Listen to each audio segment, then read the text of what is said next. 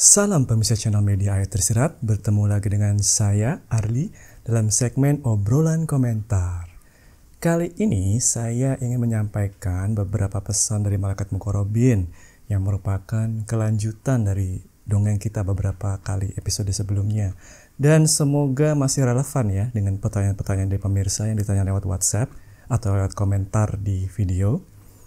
Oleh karena itu, marilah kita mulai saja segmennya.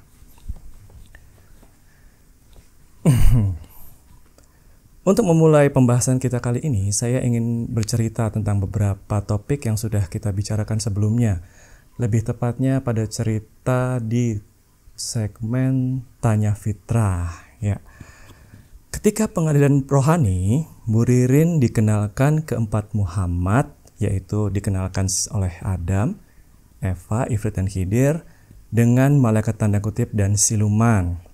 Bagi pemirsa yang belum pernah dengar istilah ini sebelumnya, saya jelaskan.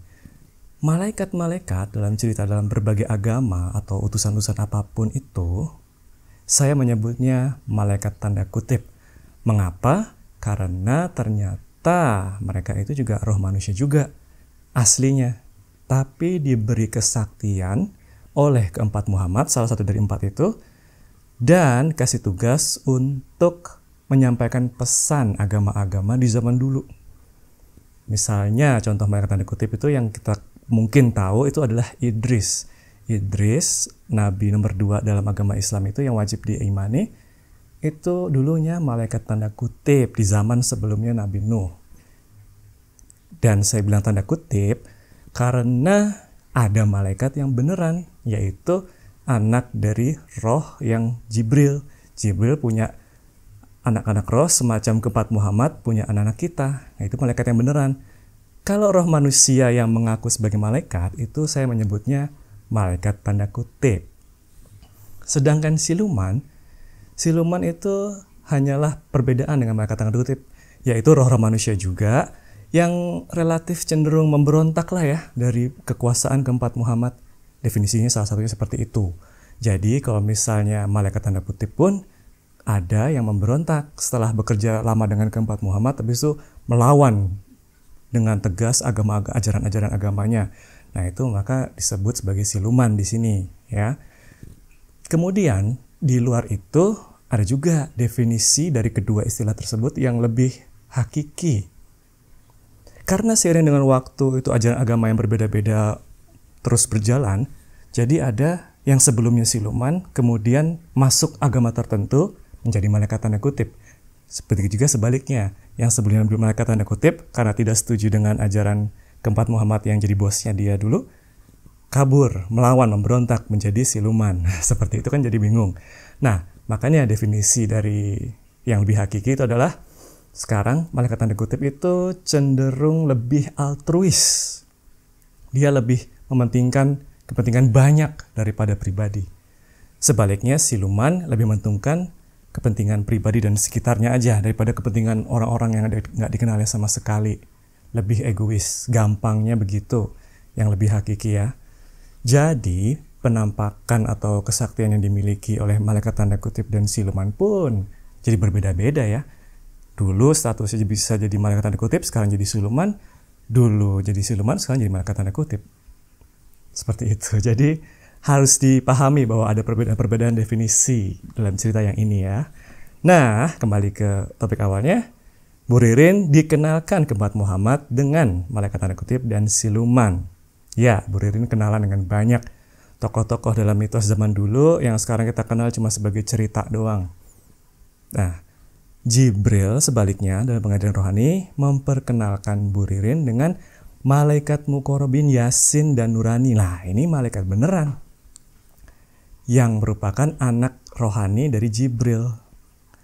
Kalau di video-video sebelumnya saya sering menggambarkan mereka sebagai roh transparan berwarna silver dan putih yang agak memancar gitu ya. Meskipun nggak selalu seperti itu, soalnya keterbatasan animasinya. Ya, Bu Ririn dikenalkan keempat Muhammad dengan malaikat tanda kutip dan siluman yang dulunya roh-roh manusia, tapi punya kesaktian tinggi. Dan Jibril memperkenalkan dengan Yasin dan Nurani. Kemudian di dalam pengadilan rohani tersebut, terutama di periode kedua, yaitu setelah tahun 9 September 99, Bu Ririn memberikan kabar kepada para siluman dan malaikat tanda kutip. Artinya roh-roh yang memiliki kesaktian tersebut, yang dulu benar-benar dianggap sebagai malaikat, dan dulu pernah disembah oleh manusia yang hidup, bahkan ada yang punya agamanya sendiri.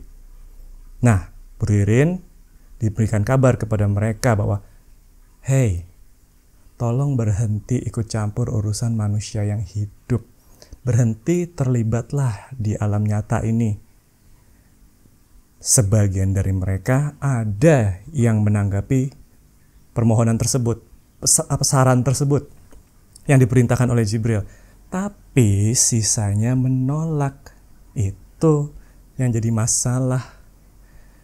Dan setelah waktu berlalu, kemudian diamati bagaimana reaksi mereka akan informasi tersebut, dari pengamatan Muqarrabin Yasin dan Nurani, yang menanggapi dengan serius saran dari Bu Ririn hanya para siluman dan malaikat tanda kutip yang levelnya tertinggi, yang top markotop, yang 0,00001%, jadi benar-benar yang super elit. Kesimpulannya, setelah sering dengan waktu lagi dengan dianalisis dan sebagainya, mereka rupanya itu udah mentok karena segala kekuasaan, kesaktian, dan kekayaan sudah mereka capai. Tapi nyatanya mereka merasa hampa, nggak bisa gitu menemukan apa lagi sih setelah ini. Kenapa di dalam hatinya kok masih ada hampa meskipun udah dapat semuanya? Nah, itu mereka simpulkan bahwa mereka perlu menembus supaya bisa sampai ke Sang Maha Pencipta. Itu hanya siluman dan malaikat tanda kutip yang top markotop. Kemudian mendengar saran dari Bu Ririn tersebut, mereka meninggalkan kedudukannya. Jadi kalau misalnya sebelumnya mereka disembah oleh manusia di wilayah tertentu, mereka langsung udahlah lepas tangan, nggak ikut-ikutan lagi. Benar, serius, dianggap serius apa saran dari Bu Ririn itu. Tapi bawahannya yang harapan mereka juga mau ikut dengan top markotop ini, malaikat tanda kutip dan siluman, ternyata enggak. Rupanya mereka masih haus dengan kekuasaan, kesaktian, dan kekayaan. Setelah menempati pos pimpinan tersebut, mereka seringkali mencatut nama bosnya. Itu juga jadi problem. Hal inilah yang menjadikan dunia ini tetap kacau balau. Meskipun sudah dikasih tahu supaya jangan. Kan bawahannya juga nggak ngerti kalau bosnya udah ganti orangnya. Seperti itu permasalahannya.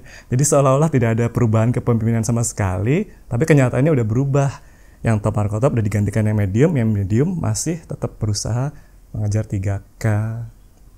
Kemudian, kenapa siluman dan malaikat tanda kutip itu tidak melakukan sesuatu akan itu? Ya karena kan perintahnya, sarannya Bu Ririn jangan ikut campur lagi. Ya, dan mereka lepas tangan. Dikasih tahu nggak mau, ya sudah. Mereka udah ngerti bahwa hal semacam itu mau diomongin sampai telinganya panas juga anak buahnya nggak bakal ngerti. Gampangnya begitu. Tapi saya yakin masing-masing dari mereka punya alasan sendiri ya. Kalau mau tanya aja ke mereka ya. Oke. Nah, kita fast forward ke pengadilan rohani. Udah selesai pengadilan rohaninya. Meskipun anak buahnya tadi udah kasih tahu, mereka sama sekali nggak menyangka bahwa pengadilan rohani itu cepat. Bayangan mereka mungkin butuh puluhan tahun, ratusan tahun, atau bahkan ribuan tahun. Ini kan urusan yang berat kan ya. Jadi selama waktu menunggu itu kan mereka masih bisa senang-senang juga memanfaatkan 3K yang sekarang mereka miliki. Karena sekarang mereka bos paling tingginya. Itu mungkin ceritanya seperti itu. Tapi ternyata pengadilan rohani cepat. Dalam waktu 20 tahun, 30 tahun udah selesai. Semuanya udah difinalisasi lah.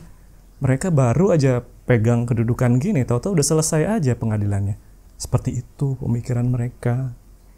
Nah, diputuskan bahwa roh-roh tersebut, malaikat tanda kutip dan siluman, mau tidak mau harus menebus karmanya sebelum mereka bisa kembali ke alam fana, sebelum mereka bisa reinkarnasi. Nah, jadi setelah mereka masih asik-asik main 3K di mana-mana, tiba-tiba jebret, langsung diambil keputusan bahwa ketika lo dilarang untuk ikut campur urusan manusia, itu juga ada biayanya, bro. Sis, itu ada karmanya. Jadi selama main-main itu harus ditebus dulu. Kalau misalnya sebelumnya mereka memanipulasi manusia yang hidup untuk menyembah mereka, ya untuk urusan apapun itu yang mereka mau, sekarang itu harus ditebus. Apa tebusannya? Ya, mereka harus mengguncang, harus meluruskan semua manusia yang hidup yang selama ini mereka biaskan, mereka sesatkan. Terutama yang udah mencatut nama-nama bosnya ya. Bosnya juga ada dosanya sendiri, ada karma sendiri di masa lalu yang banyak juga. Tapi ini mereka kan udah pasrah, udah terima. Tapi anak buahnya itu yang masih seru banget. Nah, mereka yang kebanyakan ngerecokin proses setelah pengadilan rohani ini, ngerecokin Bu Ririn terutama. Nah, roh-roh tersebut dalam mempengaruhi manusia, ada yang mengikuti manusia tertentu karena itu anak turunnya, karena dia masih sayang atau karena dia belum puas dulu hidup dan sebagainya. Dan ada juga emang yang kerjasama secara kolaborasi dengan manusia yang hidup. Jadi manusia yang hidup manggil, ada yang nyahut meskipun bukan keturunannya. Ada dua macam seperti itu dan dua-duanya juga sama.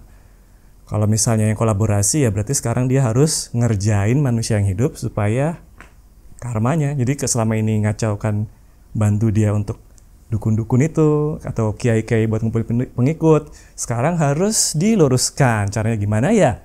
Dikerjain sekarang manusia hidupnya, entah gimana caranya, dibikin keputusan yang tanda kutip nggak masuk akal. Makanya pemirsa sering lihat kan di mana-mana pemimpin-pemimpin yang tiba-tiba keputusannya nggak masuk akal sama sekali. Nah itu karena ada sebagian udah nurut dengan malaikat Mukarrabin bin Yasin dan Nurani bahwa sekarang mereka harus mengacaukan manusia yang kolaborasi dengan mereka dulu. Hal yang serupa juga berlaku pada yang ikutin atau nempel ke anak turunnya. Mungkin agak beda dikit ya. Kalau anak turunnya ini kan sifatnya lebih berupa kekasih ya, kasih. Jadi artinya kenikmatan yang jasmani. Jadi entah gimana caranya supaya anaknya sukses atau bisa lebih dihargai sesamanya, nggak sedih aja. Nah itu mereka balik arahnya adalah ya sekarang harus sayang ke anak cucunya, yaitu lebih mengutamakan kenikmatan rohaninya. Ya entah gimana caranya anaknya juga dihukum, istilahnya digamparin lah ya. Pakpok, udah kita harus pisah sekarang. Kamu jalan sendiri, saya jalan sendiri. Seperti itu. Dan makanya kalau sebelumnya hidup kamu nih lancar-lancar aja, seolah-olah tanda kutip berkah karena dibantuin sama roh nenek moyang, sekarang bakal dikerjain justru sama nenek moyangnya. Makanya kalau misalnya masih udah kerasa kok jadi apes banget sih, dulu beruntung banget itu gara-gara ini. Ya, kalau mau nggak apes lagi, mau normal-normal aja, ya tadi laksanakan zikir dan doa minimal 1 putaran setiap hari supaya kalian bisa berpisah dengan roh-roh tersebut, roh nenek moyang kita yang membantu kita sebelum ini dengan cara yang lembut ya. Hal ini juga berlaku sama yang kolaborasi ya, yang dukun-dukun, kiai dan ahli agama yang dibantu sama roh supaya mengumpulkan pengikut. Kalau mau lepas, laksanakan zikir dan doa biar lembut gitu urusannya. Oh iya, ngomong-ngomong tentang pemisahan antara roh dengan manusia yang hidup, kan pasti pemirsa juga tahu ya, exorcism atau enggak ruqyah dan semacamnya dalam berbagai ajaran agama yang berbeda.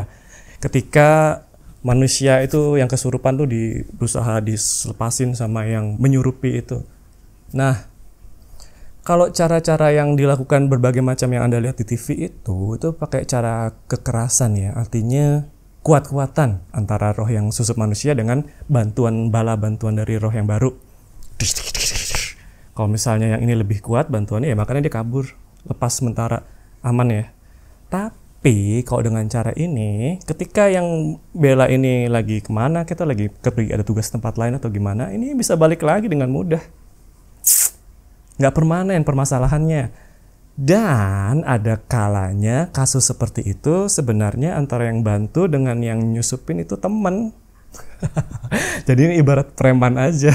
Mereka pengen meres orang yang hidup dengan cara satu jadi musuh, satu jadi seolah jadi teman.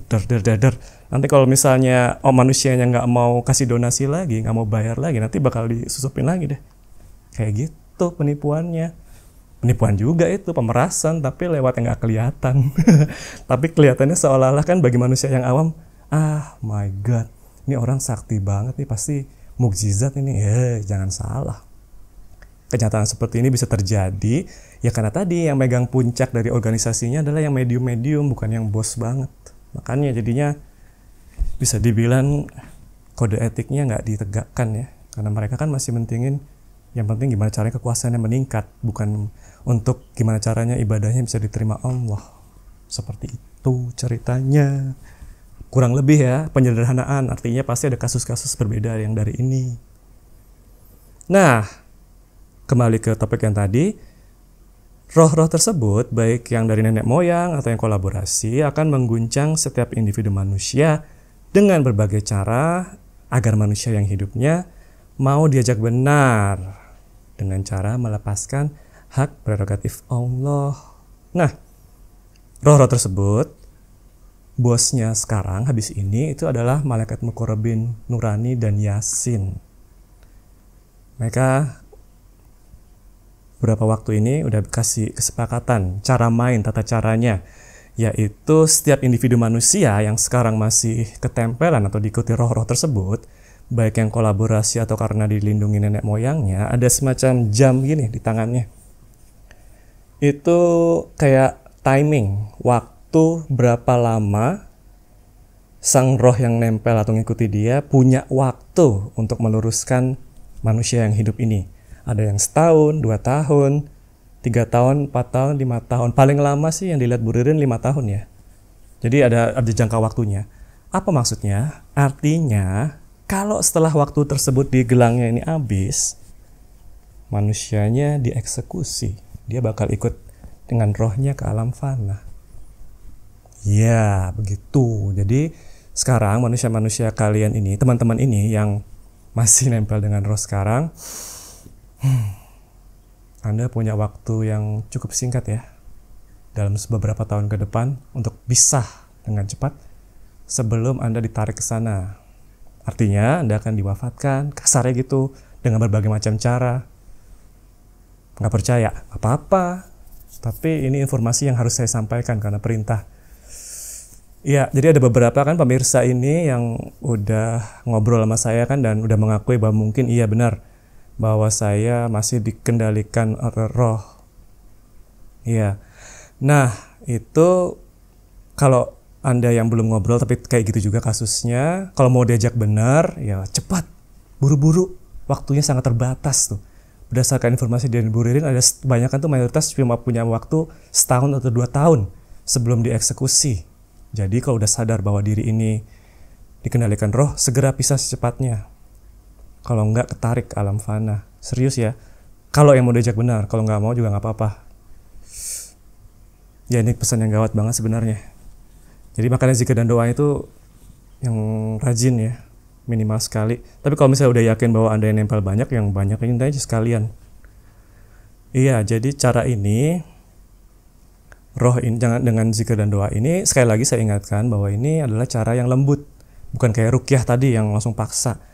Ketika Anda melaksanakan zikir dan doa, nanti sinyal, ibarat dari sinyal, ting ting ting ting, malaikat muqarrabin Yasin Nurani bakal datang, jebret, misahkan Anda dengan roh yang nempel atau enggak yang ngikuti dengan cara lembut supaya mereka udahlah, hey bro, sis jangan ikut-ikutan di sini yang hidup, yuk kita ke alam fana, kita mulai ngantri seperti itu. Nah, itu pakai zikir doa dan irodat bersih juga bahan bakarnya yang kayak ice kemarin. Tahu kan internal combustion engine yang zikir doa sebagai sparknya, irodat bersih sebagai bahan bakarnya. Itu juga berlaku untuk ini.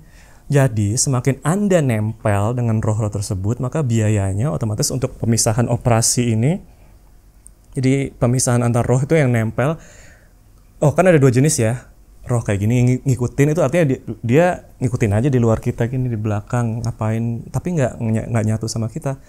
Yang kedua nempel itu kayak kembar siam, tahu kembar siam. Nah kali ini harus spesial lagi, biayanya tanda kutip harus lebih besar dibandingkan yang cuma ngikutin. Zikir doanya, irodat bersih yang dibutuhkan lebih banyak.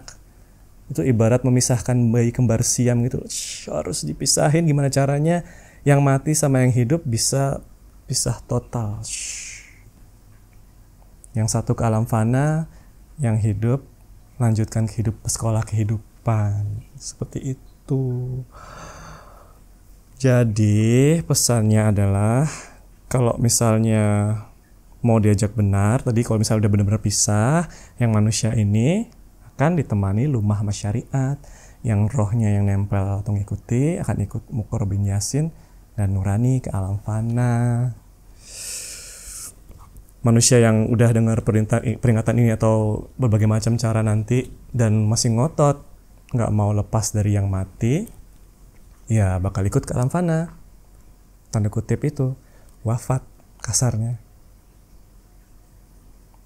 Inilah sebabnya dari dulu tuh Bu Ririn selalu diberitahu oleh Jibril bahwa tugasnya itu hanya mengabarkan ilmu kebenaran, tidak mencari pengikut seperti yang lain-lain di dunia lama. Sebab emang begitulah, petunjuk untuk menjadi manusia yang benar itu mutlak hak Allah, Zat yang Maha Pencipta.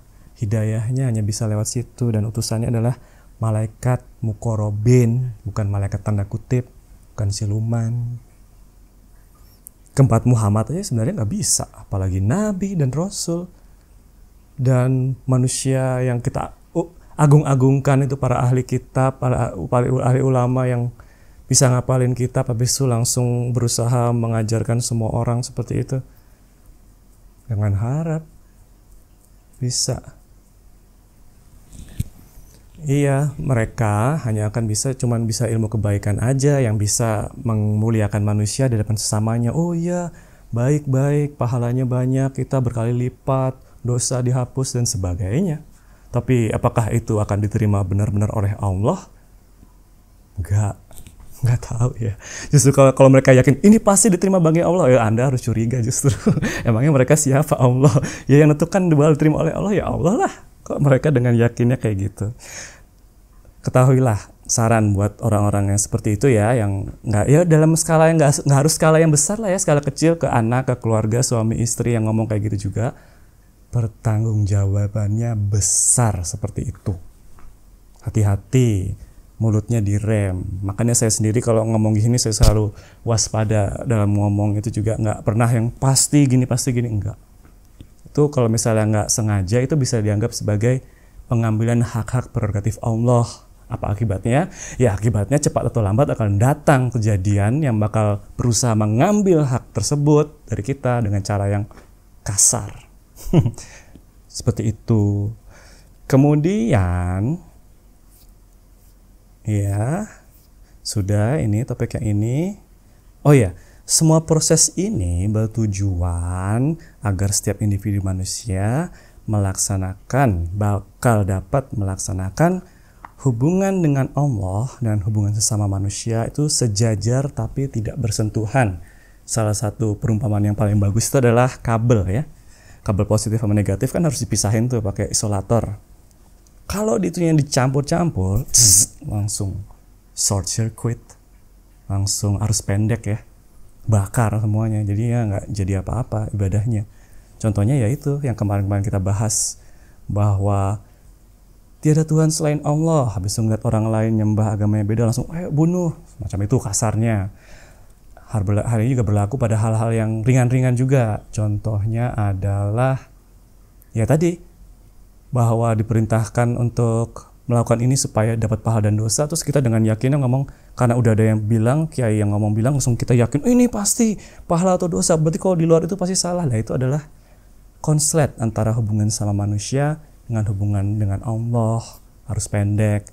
Sesuatu yang hanya bisa dicegah kalau kita punya lumah, punya ilmu kebenaran di antaranya. Jadi kita bisa memisahkan mana porsi yang merupakan hak kita dan kewajiban kita sebagai manusia, mana porsi yang murni merupakan hak prerogatif Allah, sesuatu yang bahkan keempat Muhammad yang dulu kita sembah-sembah sebagai Tuhan itu nggak boleh juga megang gitu.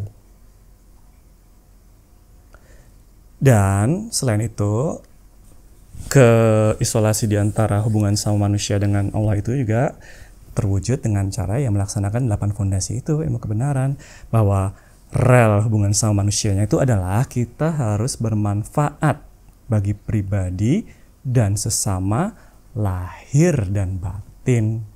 Sedangkan hubungan kita dengan Allahnya di saat yang bersamaan dengan kita melaksanakan manfaat tadi buat sesama dan pribadi, kita harus melakukan kesadaran, ketabahan, dan kesabaran Sampai satu titik, semua ibadah kita tadi, semua perbuatan bermanfaat tadi bisa dilakukan dengan niat hanya karena Allah semata. Nah, ini pembahasannya kalau mau didetailin bisa panjang banget. Oleh karena itu, pemirsa yang misalnya baru nonton sekarang, silahkan menonton video-video yang sebelumnya yang dijelaskan dengan lebih detail. Ada banyak ya. Seperti itu informasi yang ingin saya sampaikan pada titik ini. Setelah itu apalagi ya? Satu lagi topik yang penting. Ini untuk sekaligus ya menyerempet pertanyaan dari pemirsa ya di komentar. Dari mana saya tahu semua informasi ini? Nah, saya dapat dari kitab mana? Jawabannya adalah semua ilmu ini Ibu Ririn dapatkan secara laduni. Laduni itu artinya apa ya? Sumbernya bukan dari kitab-kitab yang tertulis, tapi langsung dari sumbernya. Jadi kalau ditanya dari kitab mana, saya bisa dengan pede menjawab kitab Lauh Mahfuz alias Akashic Record, yaitu kitab yang merekam semua kejadian di alam semesta ini dari awal sampai akhir zaman. Yang aslinya itu dimiliki oleh ada 5 ya. Ifrit punya, Khidir punya, Adam punya, Eva punya, dan Jibril punya. Ketika pengalihan rohani dilakukan, ini semua catatan dijadiin satu, jebret itu yang jadi bahan bagi pengadilan rohani. Seperti itu penjelasannya. Jadi ya jelas aja lah, nggak bakal ada yang tahu. Kan itu emang sesuatu hal yang dirahasiakan oleh keempat Muhammad. Jadi sebelumnya saya pernah ngobrol ya, ngomong di sini ya, bahwa keempat Muhammad itu ibaratnya mengacaukan informasi, perang informasi dengan Jibril, dengan tujuan supaya mereka bisa pada akhir dari pengadilan rohani mengendalikan malaikat muqarrabin. Jadi mereka sangat sakti, sangat berkuasa, sangat tajir, sangat kaya. Tapi mereka nggak punya ilmu roh yang mumpuni. Selama ini mereka bikin kesaktian macam-macam itu ibaratnya cuma satu gigitan apel ilmu roh yang dimiliki oleh Jibril. Cuma segitu doang ilmunya, yang banyak mereka nggak punya. Makanya ngotot banget supaya mereka bisa ngambil itu dari malaikat muqarrabin. Nah, salah satu usaha pengacauan itu tujuannya adalah menutupi aib mereka. Ya, jadi kalau misalnya ada pemirsa yang nanya, mengapa menutup aib itu nggak bagus? Ya, karena ini salah satu contohnya.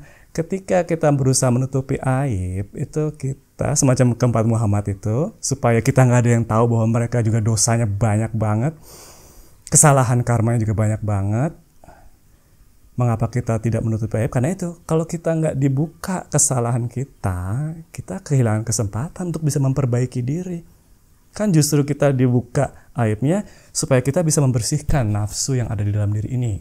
Nafsu itu bisa nafsu rasa aku, rasa suci, dan rasa minta puji. Apa hubungannya? Ketika kita terbuka kesalahannya, kan kita bisa kehilangan sesuatu pasti. Pasti ada sesuatu yang kita miliki sebelumnya, terus gara-gara aibnya kebuka, kita akan kehilangannya. Nah, itu kesempatan bagi kita untuk membersihkan nafsu rasa aku. Begitu juga nafsu rasa minta puji. Ketika kita kebuka aibnya, kesalahan kita terbuka, kita memiliki kesempatan untuk tidak lagi menjadikan penilaian sesama manusia sebagai tujuan hidup kita. Kita bisa memfokuskan segala macam tindakan itu dengan niat karena Allah semata. Begitu juga dengan nafsu rasa suci. Ketika aib kita itu terbuka, kita juga bisa melepaskan kenyataan bahwa hanya Allah lah yang maha suci. Kita sebagai manusia itu ya memang kesalahan. Sekarang ada kesempatan untuk memperbaiki diri menjadi lebih benar di hadapan Allah. Jadi bukan sekedar baik atau buruk di hadapan sama manusia, tapi benar di hadapan Allah. Seperti itu konsepnya ya. Tapi tentu saja pelaksanaannya bisa berbeda-beda tergantung kodrat dan irodat masing-masing individu. Cerita kehidupannya seperti apa. Sebab orang yang hargai sesuatu yang manusia hargai kan beda-beda antara satu dengan yang lain. Ada orang yang fokus ke kepemilikan akan sesuatu, rasa akunya yang gede. Maka mereka dengan dibuka aibnya, maka kemungkinan rasa akunya yang lagi dibersihkan. Ada yang suka banget dipuja semua orang. Kalau misalnya aibnya kebuka, nanti nggak dipuja lagi, malah dikata-katain. Nah, itu juga sama. Lepaskanlah nafsu rasa minta pujinya dalam proses tersebut. Begitu juga nafsu rasa suci. Sebelumnya selalu ditinggikan, dihormati, setelah ini bakal dihina, diinjak-injak, mata harga dirinya, itu juga kesempatan untuk melepaskannya. kurang lebih seperti itu. Kalau mau dengar penjelasan lebih detail ya pelajari aja video-video sebelumnya. Oke, kayaknya itu aja pembahasan kita kali ini. Terima kasih atas perhatiannya. Wassalam.